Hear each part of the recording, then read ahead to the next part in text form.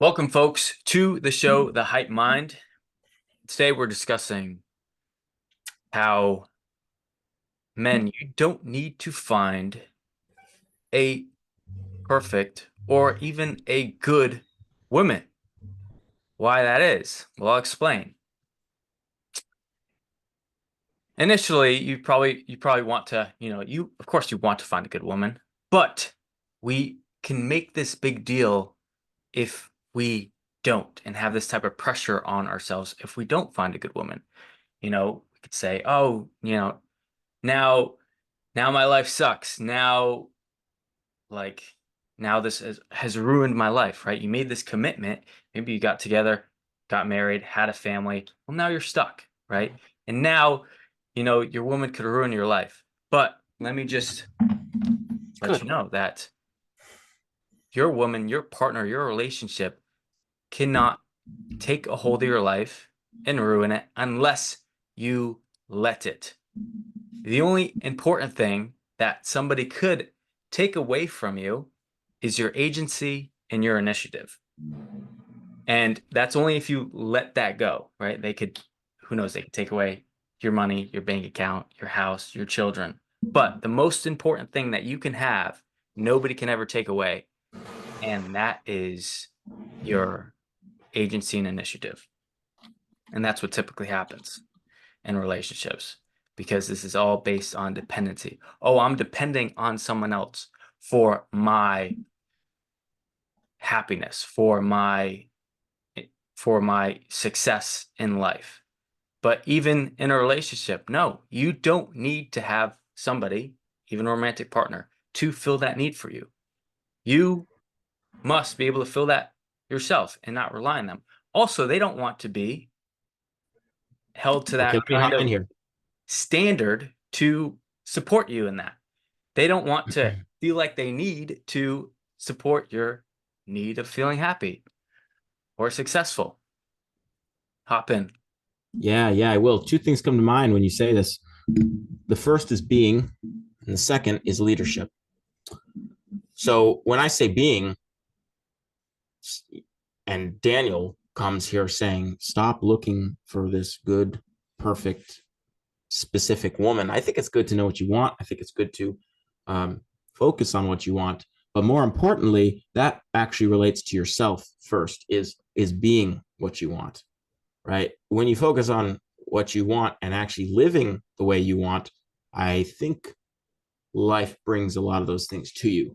So focus on being, know what you want will be, and then focus on being. And I think you'll find what you want will come to you um, in a lot of different ways and probably not ways you expected. And the other thing is leading. I think if you do have a woman, right, she doesn't have to be this perfect dream girl that you envisioned and wanted for yourself. Oh, I was looking for someone like this and I thought I found them and then I was wrong. Yeah, that's because we never know our partners and our partners never know us. I mean, they never will. We surprise each other every day. Um, but when we lead, uh, what happens is we allow our partners, when we lead effectively, we allow our partners to have the space to change or to leave. And either way, you get the result you want, right? If you don't want to be with someone you don't want to be with, then they're going to walk out if you give them that space through leadership. And if you lead them to become a better version of themselves and they follow, well, then you end up with someone who's a better version of themselves. So you don't have to go out searching for this perfect soulmate, just because perfection doesn't exist in humans. And that's a dangerous trap too, because we sit there and we go, well, there's no such thing as the perfect person. So like, I give up, and that's not an appropriate attitude that you should have, because I don't think that's an attitude you even want to have to begin with. Um, but again, when we lead, we allow our partners to follow us into a better version of themselves, Mm-hmm. into us leading ourselves into a better version, giving them space to lead themselves, follow into a better version. It just comes naturally. Right. I think that, yeah, leading for sure. Leading yourself first in order for you to lead your partner, you have to be able to lead yourself. You have to be able to take the first step. Well, and I think of this, I heard this is going to piss some people off, but so be it. Take this with a grain of salt and hear me out before you make your judgments, or make your judgments and whatever, close out the video. I don't care. But I heard someone refer to this as a blueprint, right? Women are a blueprint for the construction, right? And so you kind of design the blueprint for what you want as a man. And that sounds very controlling and misogynistic. But it's not, right? Because there's a proper way of doing it. When you draw a blueprint up for your house, you don't do it from a place of control and selfishness. You do it from a place of a desire to create something beautiful. And so as a man, when you take that leadership, and you're already coming from a place, hopefully, of love, then you're not going to be coming from a place of wanting to control. You're going to be coming from a place of wanting to create. And you create this blueprint with the, what's the word? The unattachment to where if it doesn't work, it doesn't work. And if it does work, then it's going to be a beautiful outcome, right? Some days I want to sit at this window and just shoot tires out on these cars. You come from a place of being okay with the results regardless, right? And so you're not coming from a place of control. You're coming from a place of joy in designing and leading the construction of something into something beautiful, creating something beautiful. And again, if they don't want to follow that, that's okay. They have that choice. You give them that power to choose for themselves, but you also give them the power to choose yes to following your blueprint in what you want in another person, and what you want in yourself, and what you want in your life. And when you fearlessly are able to draw out that plan and map it out and show them what you're looking for, I think you'll find, when done in a loving, independent and interdependent manner, women will follow that happily if they're also open to growth and, creation. Because to them, they won't see it that way. Because how you're describing it is basically, as a man, you say, I'm going this way, I'm living this way. I mean, you either come And this is or what not. I'm looking for. Yeah. This is what Right. yeah, exactly. This is what I'm looking for. This is what I like. This is what I don't like. And you either go along with that or not. And like, you're free to make your own choices too. But that's me leading myself. And then if you want to follow along, happy to have you join. And so that's basically it. I mean, it's having that type of mentality of, yeah, I'm going to be able to take care of myself, right? Even though I'm in a relationship, not everything depends on that relationship. If she's a horrible partner, it's not going to ruin my life. I can still live my own life and be together in a relationship.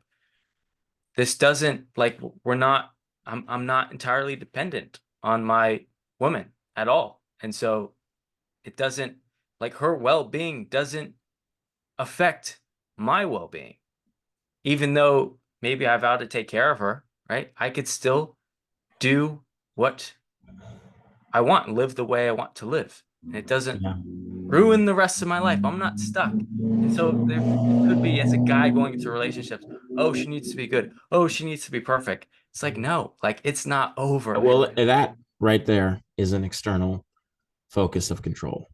Exactly. You're, Yeah. you're locating your focus on something outside of yourself.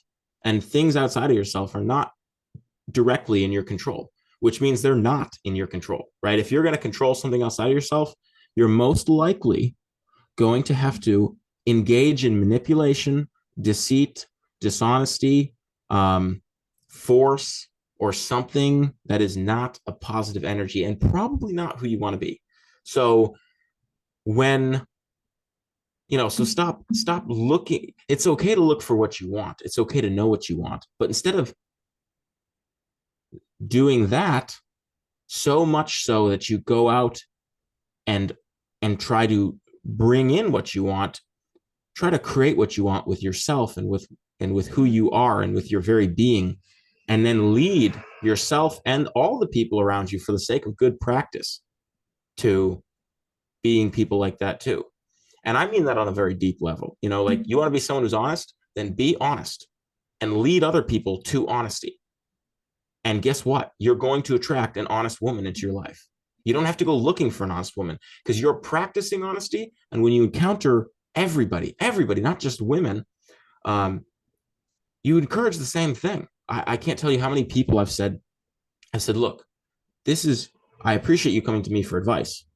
If this was me, I would tell the truth. You know, you want to know what to say right now? I think you should say, this is what I'm doing. This is what I want. If you're upset about that, I'm sorry.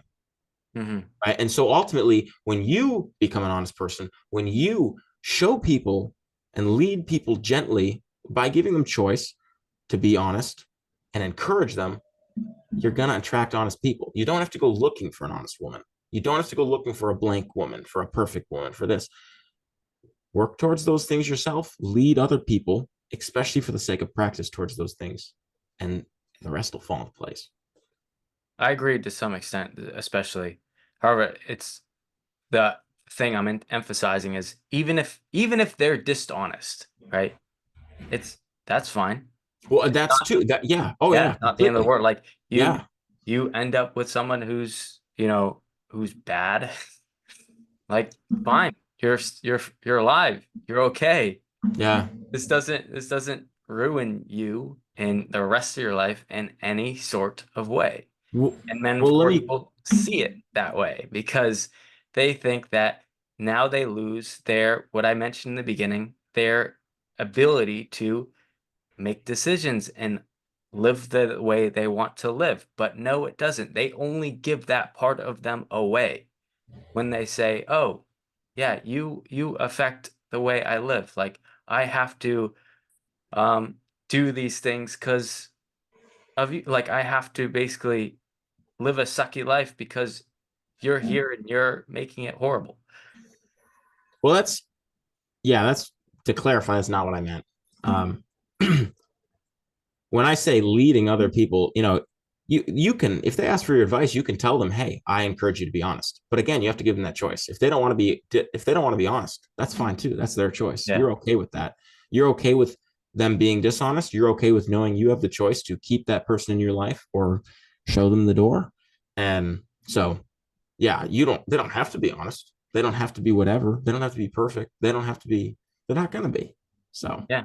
And exactly. and the most important thing is you don't need them to be. And so Right. in that case, it's more freeing for women because then they don't feel any pressure. They're like, I could be Yeah, whatever women I don't want, respond well under pressure. and they're not going to lose. And that seems strong. They're not going to fall apart. They're not going to crumble because I'm not essentially behaving properly. Right. And so in the end, you look like a reliable man. You look like a strong man because you are unfazed if And they're you are. a psycho. You're unfazed if they're a horrible partner. And if you're watching this and you're a strong man, then you should firmly hit that subscribe button. Nah, seriously though, you know, it's what you want to Yes, do. seriously. We're here for you. Hopefully you've got some great questions for us, comments. Yeah. All of them. Yeah. Let us know. All right. Peace. Peace.